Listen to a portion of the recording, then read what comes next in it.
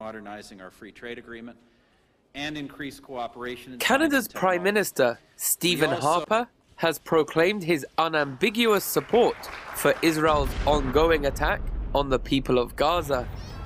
Although perhaps predictable, this has outraged many Canadians who would like to see Canada's government take the moral high ground and side with the largely defenseless and malnourished Palestinians of Gaza who are currently being massacred by Israel.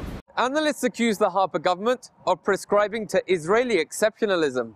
Such analysts observe that the Harper government makes excuses for Israel when it commits grave violations of human rights, which leads them to conclude that Canada's leaders have been persuaded to view the blood of Israelis as being more valuable than the blood of the rest of humanity. On foreign policy issues alone, this is something that the Harper government should be stepping back on and reflecting Canadian values, which at the time, 2007, was 77% wanted a neutral stance, not a one-sided stance. And even for myself, it's not that I am just pro-Palestine, but I am pro-peace. And I think we need to be honest with ourselves with who has the more sticks and stones, who has the military armada. If you look at Israel, they are the fourth largest compared to Palestine, who literally has small rockets compared to them.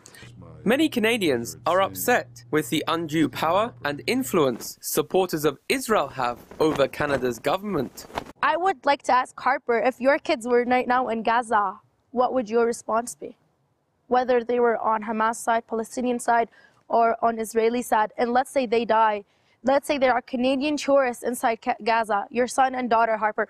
What will your response be? I am sure your response would not be, these are God's chosen people.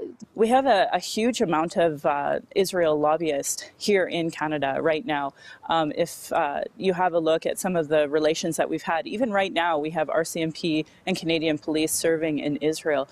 The Harper government repeatedly makes reference to Israel's right to defend itself. However, analysts observe that Israel broke the ceasefire it had agreed to with Gaza's elected officials when on November 8th, the Israeli military assassinated a 13-year-old boy who was playing football.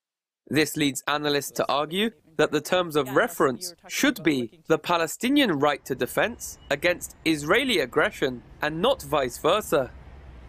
Joshua Blakeney, Press TV, Calgary.